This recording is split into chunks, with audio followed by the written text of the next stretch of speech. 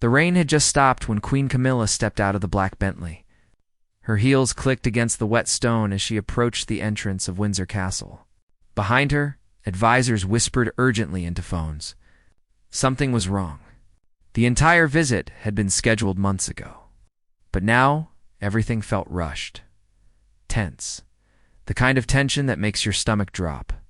Standing at attention by the grand doors was Sergeant Daniel Hughes, 28 years old.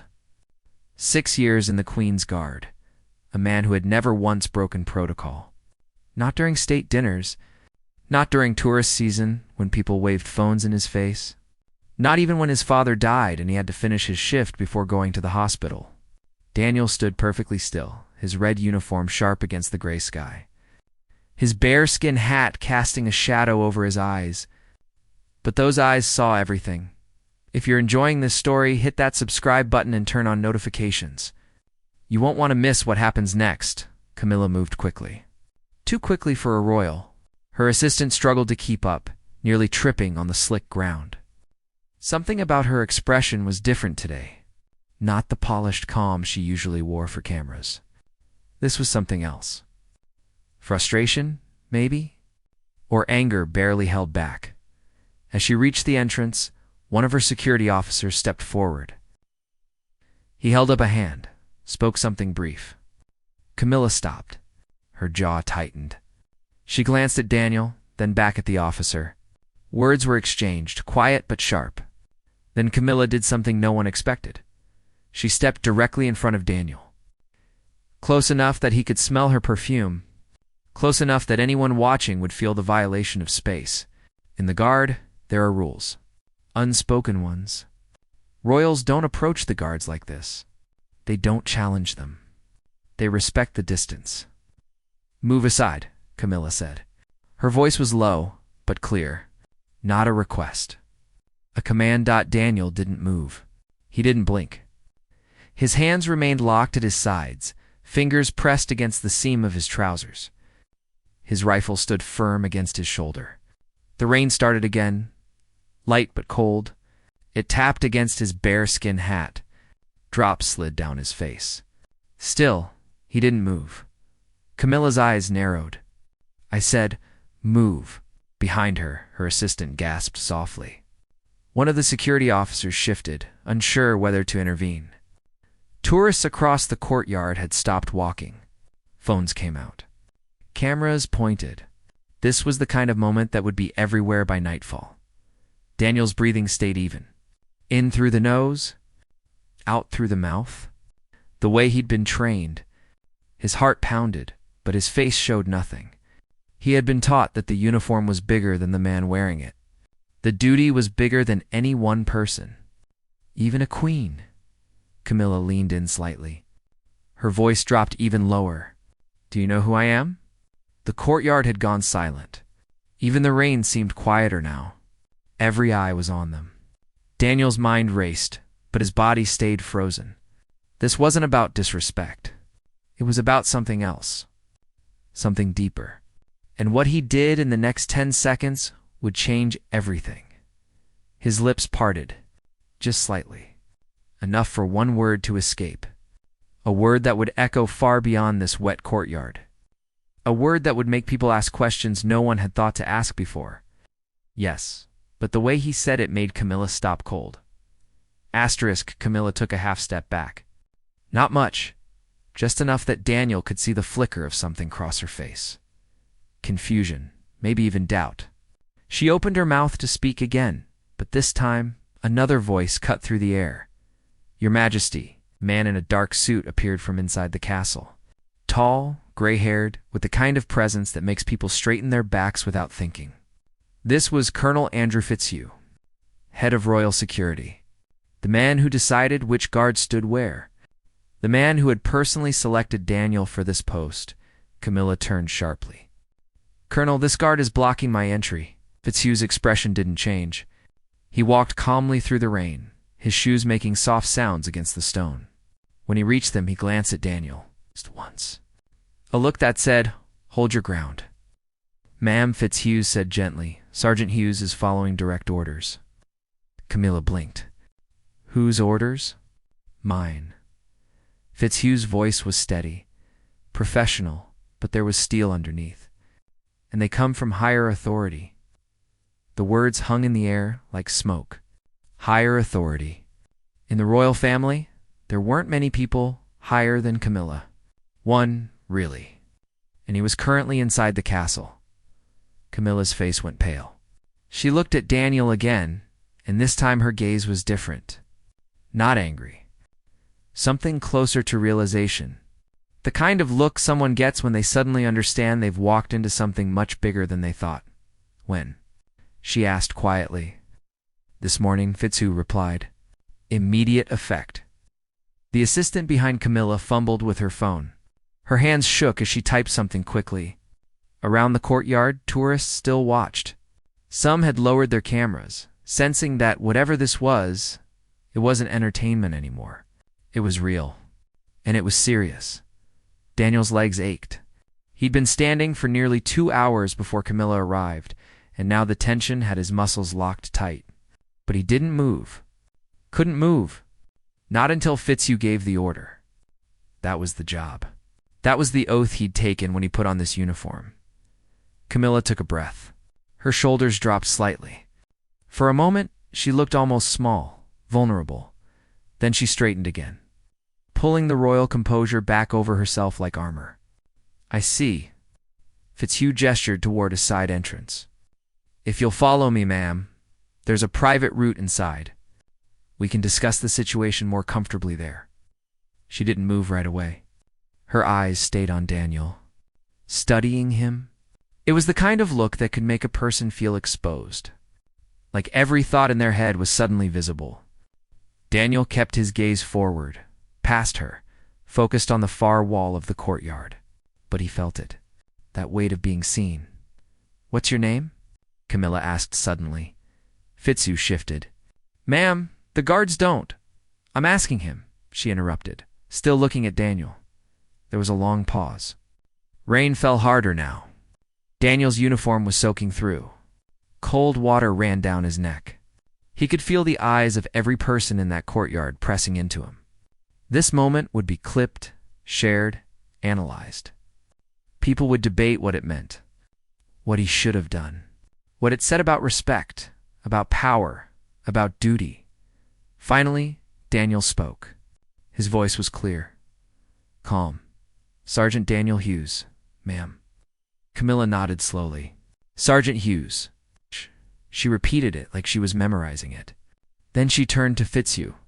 Show me this private entrance. As she walked away, her assistant scrambled to follow. The security officers formed a protective circle around them, and within seconds, they had disappeared through a narrow door to the left of where Daniel stood. The courtyard began to stir again. Tourists murmured to each other.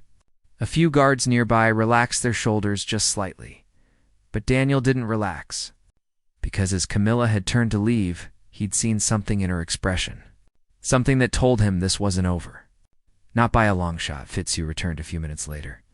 He walked up to Daniel and stopped just beside him, looking out at the same far wall. For a moment, neither of them spoke. You held well, Fitzhugh said quietly. Daniel's throat was dry. Sir, it's going to get harder. Fitzhugh's voice dropped even lower. What you just did? It's going to spread. And people are going to ask questions? Understood, sir? Fitzhugh turned his head slightly, just enough that Daniel could see his profile. Do you know why you were chosen for this post? Daniel hesitated. No, sir. A thin smile crossed Fitzhugh's face. Because you don't break. No matter what. Then he walked away, leaving Daniel standing alone in the rain. And for the first time since putting on the uniform that morning, Daniel felt the weight of what was coming. This wasn't about protocol anymore. This was about something much bigger. Something that involved decisions made in rooms he'd never see, by people whose names he'd never know. But whatever it was, he was now part of it. And there was no stepping back. By evening, Daniel's shift had ended. He walked through the narrow corridors beneath Windsor Castle, his boots echoing against stone walls that had stood for centuries. Other guards passed him without speaking. Some nodded. Others avoided his eyes completely. Word traveled fast in the guard. Everyone knew what had happened in the courtyard, in the changing room. Daniel peeled off his damp uniform. His fingers were stiff from the cold. Red marks pressed into his skin where the fabric had pulled tight. He sat on the wooden bench, staring at the bearskin hat resting beside him. 6 years he'd worn that hat. 6 years of standing perfectly still while the world moved around him. And in all that time, nothing had prepared him for today. His phone buzzed. 12 missed calls. 26 texts. He didn't open any of them. Whatever was happening outside these walls could wait. Right now, he just needed to breathe. Hughes. Daniel looked up. Standing in the doorway was Lieutenant James Barlow. 35 years old? 15 years in the Guard. The man who'd trained Daniel when he first joined. The closest thing to a friend he had in this place. "Sir," Daniel said, standing automatically. Barlow waved a hand. "Sit down. We're off duty." He walked in and closed the door behind him. The sound of it clicking shut felt final. Heavy. "You all right?" Daniel nodded. "Yes, sir. Don't lie to me." Barlow sat on the bench across from him. His face was serious, tired. "I've been doing this long enough to know when something's wrong. And what happened today. ... He shook his head. "That was wrong." Daniel's chest tightened. "I was following orders, I know." Barlow leaned forward, elbows on his knees. "But do you know what those orders were really about?" Silence filled the room. Outside, footsteps passed by. Voices murmured. Normal sounds of the castle settling into night. But in here, everything felt still. Waiting. "Sir," Daniel admitted quietly. Barlow rubbed his face. He looked older suddenly. Like whatever he was about to say aged him just thinking about it. "There's a meeting happening right now, upstairs King Charles. His advisors, security, and the Queen Consort. About what happened? About what's going to happen?" Barlow met his eyes. "Daniel, listen to me carefully.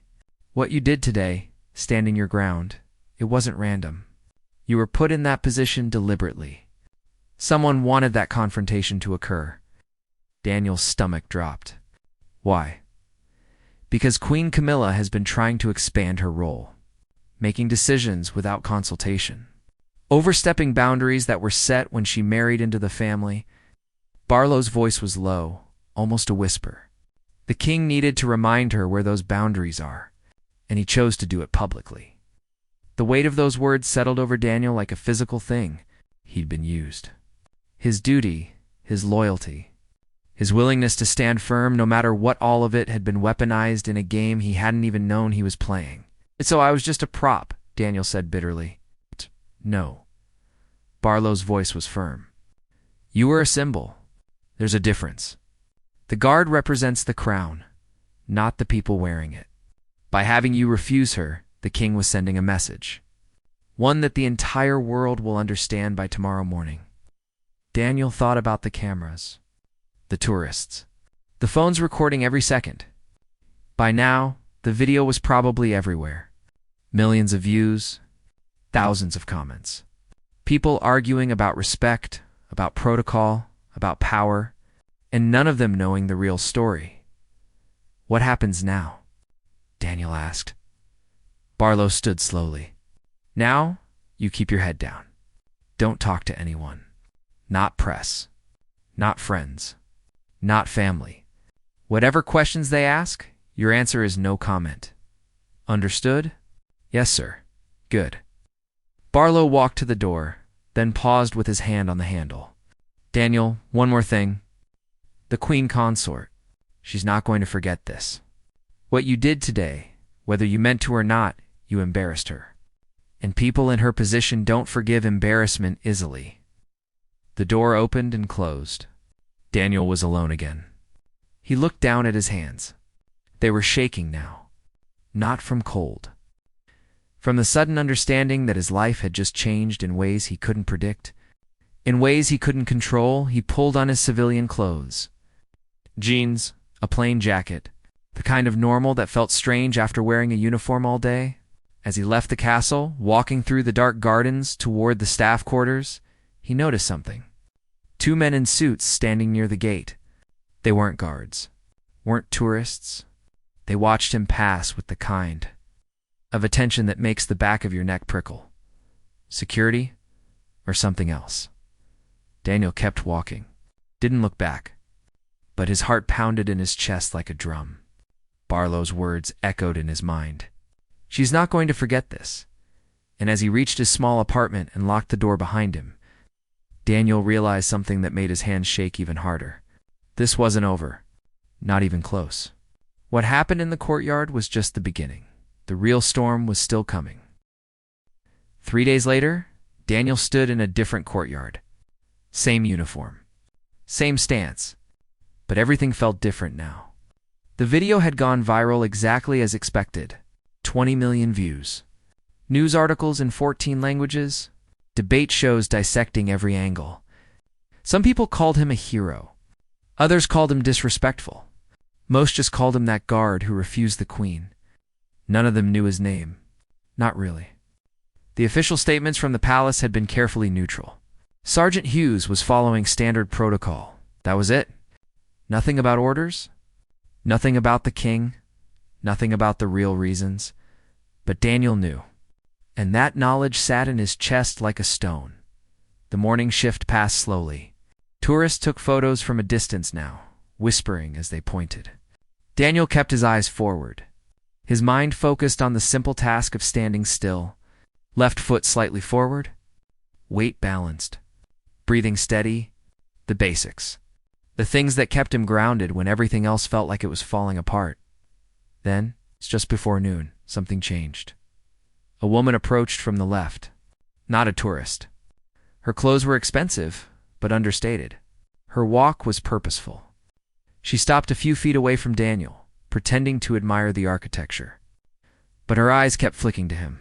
Studying him, beautiful building, she said casually. To no one in particular? Or maybe to him? Daniel didn't respond. Couldn't respond. He was on duty. The woman smiled slightly. I've always admired the guard. Such discipline. Such loyalty. She paused. Must be difficult sometimes. Following orders you don't fully understand. Daniel's jaw tightened. This wasn't a casual tourist. This was something else. I wonder, the woman continued, if people in your position ever feel trapped, like pawns in someone else's game.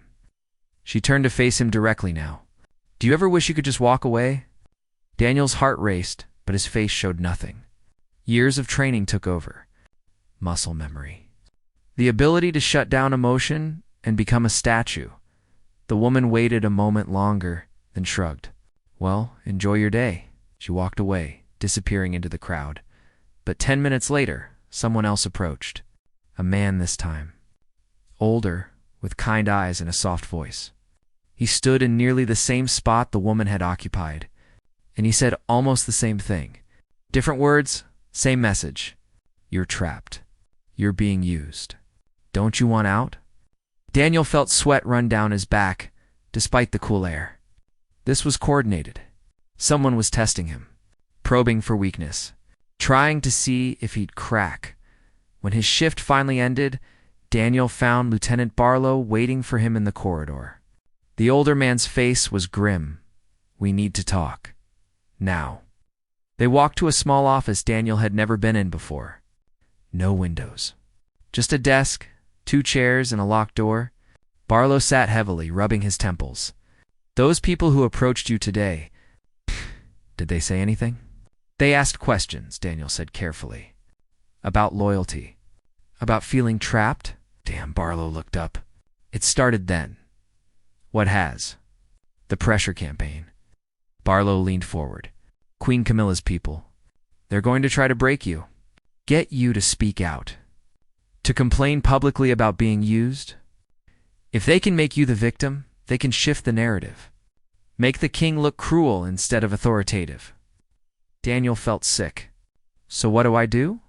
Exactly what you've been doing? Nothing. Barlow's voice was firm. Don't engage. Don't react. Don't give them anything to work with. Can you do that? Daniel nodded. But inside, doubt crept in. How long could a person stand under that kind of pressure? How long before the cracks started to show? That night, Daniel couldn't sleep. He lay in his small bed, staring at the ceiling. His phone buzzed constantly. He'd turned off notifications, but the screen still lit up every few seconds. Messages from people he hadn't spoken to in years. News outlets requesting interviews. Numbers he didn't recognize. At 2 in the morning, there was a knock on his door. Daniel froze. No one knocked at 2 in the morning unless something was wrong. He got up slowly, approached the door, looked through the peephole tot. Colonel Fitzhugh stood outside, alone. Daniel opened the door. "Sir, get dressed," Fitzhugh said quietly. "We're going for a drive." 10 minutes later, they were in an unmarked car, driving through empty London streets. Fitzhugh didn't speak, just drove with a kind of focused silence that made asking questions feel wrong. Finally, they pulled into an underground garage beneath a building Daniel didn't recognize. "Where are we?" Daniel asked. "Somewhere safe." Fitzhugh turned off the engine. "Somewhere we can talk without being overheard." They took an elevator to the 3rd floor, walked down a long hallway, and entered a conference room. Inside, 3 people were waiting. 2 men in suits Daniel didn't recognize, and 1 woman who made his breath catch. She wore simple clothes. No crown, no jewels. But there was no mistaking who she was. Princess Anne, the king's sister. The woman known for being the hardest-working royal, the one who never backed down from anything. "Sergeant Hughes," she said, her voice sharp but not unkind. "Sit down. We have a lot to discuss." Daniel sat. His mind raced. Why was he here? What did they want from him? Princess Anne folded her hands on the table. "Let me be direct. What happened 3 days ago was necessary. But it's put you in a difficult position. Queen Camilla is ... displeased, and she's taking steps to address that displeasure." "Steps?" Daniel's voice came out rough. "She's trying to have you removed from the guard," one of the suited men said. Quietly, "A transfer. Medical reasons, perhaps. Or family issues. Something that doesn't draw attention." Daniel's stomach dropped. The guard was his life. His purpose. Everything. "We're not going to let that happen," Princess Anne said firmly. "But you need to understand what you're in the middle of. This isn't about you personally. It's about precedent. About maintaining the structure that keeps this family from tearing itself apart." She leaned forward, her eyes intense. "So I need to know right now, Sergeant Hughes, are you willing to stand firm, no matter what comes next? Because if you are, we'll protect you. But if you're not, tell us now, and we'll find another way." Daniel looked at each face in the room. These were people who'd devoted their lives to something bigger than themselves, just like he had. And now they were asking him to do it again. To stand in the storm and refuse to bend? He thought about the woman in the courtyard, the man with kind eyes, the phone calls, the pressure. All of it designed to break him. Then he thought about the uniform. The reason he'd joined in the first place. Daniel met Princess Anne's eyes. "I'll stand, ma'am." She smiled, just slightly. "Good, because tomorrow things are going to get much worse." Princess Anne hadn't been exaggerating. The next morning, Daniel woke to find his face on the front page of 3 major newspapers. Not just the video anymore. Someone had dug deeper. Found photos from his past, his family, his childhood home. Nothing illegal, nothing shameful. But seeing his private life spread across glossy paper made his skin crawl. The headlines were calculated. The guard who said no, hero or pawn? One paper questioned his fitness for duty. Another suggested he'd been specially selected because of a family connection to the king. Completely false. They were building a narrative, making him controversial, making his continued presence in the guard feel like a liability. Daniel stood in his uniform, staring at the newspapers spread across his small kitchen table. His hands shook, not from fear, from anger, at being exposed, at being used as ammunition in a war he hadn't chosen to fight. His phone rang. Unknown number. He almost didn't answer. but something made him pick up. Sergeant Hughes. A woman's voice. Professional. Cold. This is Catherine Moore. I'm calling on behalf of Queen Camilla. Her Majesty would like to extend an invitation to meet with you privately. To clear the air, so to speak. Daniel's mind raced. This was a trap. It had to be. I don't think that would be appropriate. Her Majesty simply wants to apologize for any discomfort the recent incident may have caused you. The woman's voice was smooth, practiced. 15 minutes. That's all she's asking. Surely you can spare that for a member of the royal family? I'll need to check with my superiors, of course. There was a smile in her voice. Now satisfied, we'll be in touch. Line went dead. Daniel immediately called Colonel Fitzhugh. Told him everything. There was a long silence on the other end. Don't go, Fitzhugh finally said. Whatever she's planning, it's not an apology. What if refusing makes things worse? It won't. Trust me. Fitzhugh's voice was firm. She's trying to isolate you. Get you alone. Record something she can use against you. Don't give her that opportunity. But 2 hours later, as Daniel stood at his post, a palisade approached. She handed him an envelope. Official letterhead. Inside, a formal invitation. Not a request anymore. A summons. To meet with Queen Camilla. Today, 4 o'clock. Refusing a direct summons from a royal was nearly impossible. It would be seen as insubordination, disrespect. It would give them exactly the excuse they needed. To remove him, Daniel felt the trap closing. At 3:30, he stood outside a private sitting room in Windsor Castle. His dress uniform was immaculate, his posture perfect, but his heart hammered in his chest. Lieutenant Barlow had insisted on accompanying him, standing just outside the door as a witness. It wasn't much protection, but it was something. The door opened. Queen Camilla sat in a back chair near the window. Natural light fell across her face, making her look softer than she had in the courtyard. More human. She gestured to a chair across from her. Sit, please. Daniel sat, kept his back straight, hands on his knees. Every muscle ready. Camilla studied him for a moment. You must think I'm a terrible person. Daniel said nothing. Couldn't. There was no safe answer to that question. I want you to understand something, she continued. When I married into this family, I knew it wouldn't be easy. I knew people would judge me, compare me. But I didn't expect, she paused, choosing words carefully. I didn't expect to be constantly reminded that I'm not really one of them. That no matter what I do, I'll always be the outsider. Daniel's jaw tightened. This was manipulation, making herself the victim. What happened in the courtyard, Camilla said softly. That wasn't about you. You were following orders. I understand that. But it hurt, Daniel. Being publicly refused, having the world watch as I was humiliated. She leaned forward. Can you understand that? Daniel met her eyes. Yes, ma'am, I'm glad. She smiled, small, almost genuine. Because I don't want there to be bad blood between us. You're a good soldier, loyal, strong. Those are qualities I respect. Oh, she paused. I'd like to help you, actually. Help me. This whole situation has put you in an impossible position. I can see that. The pressure must be enormous. Her voice dropped, becoming intimate, conspiratorial. What if I could make it easier? A transfer to a less visible post. Same rank, same pay. But without all this attention, without being constantly watched and judged, you could go back to being just another guard. Wouldn't that be better? There it was. The offer.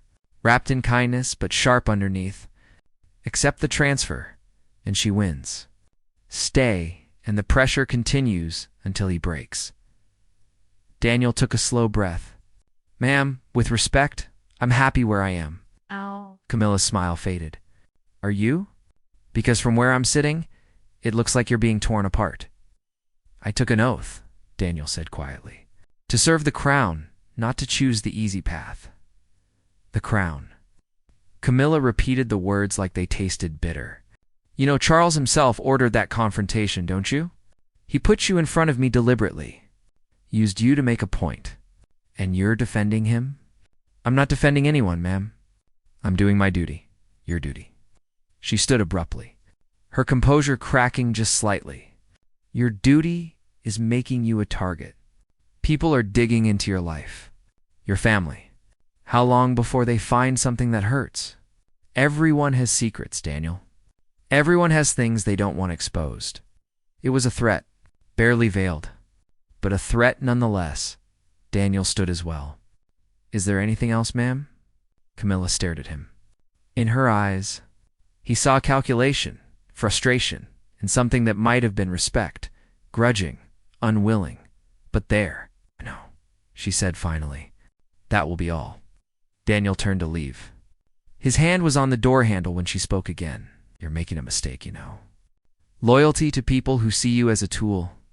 It never ends well. Daniel paused. Didn't turn around. Perhaps, ma'am? But it's my mistake to make. He opened the door and walked out. As it closed behind him, he heard something shatter. Glass, maybe a vase. The sound of frustration finally breaking through royal control. Lieutenant Barlow was waiting in the corridor. He took one look at Daniel's face and nodded. Come on. Let's get you out of here. As they walked through the castle's ancient halls, Daniel felt something shift inside him. The fear was still there. The uncertainty. But underneath it, something else. Something harder. He'd just refused a queen twice in 1 week. And he was still standing. Whatever came next, he'd face it the same way. With his feet planted, his head high, and his duty intact. Because that's what the uniform meant. That's what the oath meant. And no amount of pressure, no matter how powerful the source, would make him forget that. 1 week after the meeting with Queen Camilla, the pressure stopped. Not gradually, all at once. Like a switch had been flipped, the phone calls ceased. The newspaper articles dried up. The people watching Daniel from shadows disappeared. Was the kind of silence that felt more dangerous than noise. Daniel stood at his post in the autumn morning, watching leaves skitter across the courtyard. Everything appeared normal. Tourists took photos, guards changed shifts. The castle breathed its ancient rhythm, but underneath, something had changed. Daniel could feel it in the way other guards looked at him now, not with judgment, something closer to awe. He'd stood against a queen, twice, and he was still here. Colonel Fitzhugh found him during the lunch break. Walk with me. They moved through the castle gardens, away from listening ears. The older man's face was unreadable, which somehow made Daniel more nervous than if he'd looked angry. The king wants to see you, Fitzhugh said finally. Daniel's heart skipped. Sir? Tomorrow private audience? Just you and him? Fitzhugh stopped walking, turned to face Daniel fully. I'm going to be honest with you. I don't know what he wants to say.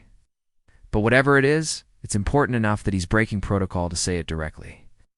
That night, Daniel barely slept. He ran through every possibility in his mind. Commendation, reprimand, transfer, discharge. By the time morning came, his stomach was a knot of anxiety. At 10 o'clock, he was escorted to a small study deep in Windsor Castle. No guards outside, no witnesses. Just a simple wooden door that opened onto a room filled with books and morning light. King Charles sat in an armchair, dressed casually. No crown. No ceremony. He looked tired. Older than his official portrait suggested. But his eyes were sharp when they met Daniel's. Sergeant Hughes. Please sit. Daniel sat, his back rigid. Hands on his knees. Every inch a soldier. The king studied him for a long moment. You know, I've been king for a while now, but I'm still learning the weight of certain decisions. The consequences of using people to make points. He leaned forward slightly. I owe you an apology. Daniel blinked. Of all the things he'd expected, this wasn't one of them. Your Majesty, I was following orders, I know. Charles held up a hand, and you followed them perfectly. That's not what I'm apologizing for. I'm apologizing for not considering what it would cost you personally. The exposure, the pressure, the way it would change your life. He paused. I needed to establish boundaries with Camilla, but I used you to do it. And that wasn't entirely fair. Daniel didn't know what to say. How do you respond when a king apologizes to you? Thing is, Charles continued, what happened in that courtyard? It revealed something important, not just about the crown, about character. He smiled slightly. You didn't bend, Daniel. Even when it would have been easier, even when it would have been understandable. You stood for something bigger than yourself. That's rare. I just did my duty, sir. No. Charles shook his head. Duty is following orders. What you did was different. You understood what the uniform represents, what the crown represents, and you protected that, even when it put you at risk. He stood, walked to the window. I've spent my whole life preparing to be king, learning about duty and sacrifice and service. But you, he turned back. You've lived those principles in a way I'm still learning. The room fell quiet. Outside, birds sang. Somewhere distant, a clock chimed. I want to offer you something, Charles said. A position on my personal security detail. It's a promotion. Better pay. More respect. Ow. You'd be working directly for me, not the institution. And you'd be protected from the kind of pressure you've faced these last weeks. Daniel's breath caught. It was everything a guard could hope for. A career-making opportunity, security, prestige, a clear path forward. But something made him hesitate. Your Majesty, he said slowly, can I ask why Queen Camilla stopped the campaign against me? Charles sighed, because I asked her to. More firmly than I probably should have. We had a difficult conversation about boundaries, about respect, about what it means to be part of this family. He returned to his chair. She's not happy with me. But she understands now that there are lines she can't cross. It's the position you're offering. Is that to protect me, or to remove me from the situation? Charles smiled. Actually smiled. Both and neither. It's an offer based on merit, Daniel. You've proven yourself. But yes, it would also resolve a complicated situation cleanly. However, he leaned forward. I won't force you. If you want to stay where you are, continue as a regular guard. That's your choice. I'll respect it. Daniel thought about the courtyard, the rain, the moment when everything changed. He thought about the weight of the uniform, the meaning behind standing still when everything else moved. And he realized something. The offer was generous, tempting, but accepting it would change what had happened. It would make it seem like he'd stood firm because he knew there would be a reward. When the truth was simpler and harder, he'd stood firm because it was right, not because it would benefit him. Your Majesty, Daniel said carefully, I'm honored by the offer, truly, but I'd like to stay where I am, in the regular guard. That's where I belong. Charles studied him for a long moment. Then he nodded slowly. I hoped you'd say that. Confirms everything I thought about you. He stood, extended his hand. Daniel stood as well, shook it. The king's grip was firm, steady. Thank you, Sergeant Hughes, for your service, for your integrity, and for reminding me what those words actually mean. As Daniel left the study, walked back through the ancient corridors, he felt lighter than he had in weeks. The storm had passed, not because he'd avoided it, but because he'd stood in the center of it and refused to move. 3 months later, Daniel stood at his usual post. Different day, same duty. Tourists walked by, taking photos. Some recognized him from the video. Most didn't. It didn't matter. The uniform wasn't about recognition. It was about service. A young guard, fresh out of training, approached during a shift change. He hesitated, then spoke quietly. Sergeant Hughes, I just wanted to say what you did, standing up to the Queen. That took courage. Daniel shook his head slightly. I didn't stand up to anyone. I stood for something. There's a difference. The young guard frowned, not quite understanding. The crown isn't about the people wearing it, Daniel explained. It's about what it represents. Duty, tradition, service. When you put on this uniform, you're not serving a person. You're serving an ideal. And ideals don't bend. They don't compromise. They just are. He looked at the young guard. Remember that? And the rest becomes easier. The young guard nodded, absorbing the words. Then he snapped to attention and took his position. Daniel walked away, his shift complete. The sun was setting over Windsor Castle, painting the ancient stones gold and pink. He thought about everything that had happened. The confrontation, the pressure, the choices. And he realized that, despite all of it, maybe because of all of it, he'd discovered something important. Duty wasn't about blindly following orders. It was about knowing what you stood for and refusing to compromise that, no matter who stood in front of you, even a queen, even a king. It was about being the kind of person who could wear the uniform. With pride, not because of what it gave you, but because of what it asked you to be. And as Daniel walked through the castle gates into the evening air, he stood a little taller, because he'd been tested in ways he never expected, and he'd passed. Not perfectly, not without fear or doubt, but he'd passed, and that was enough.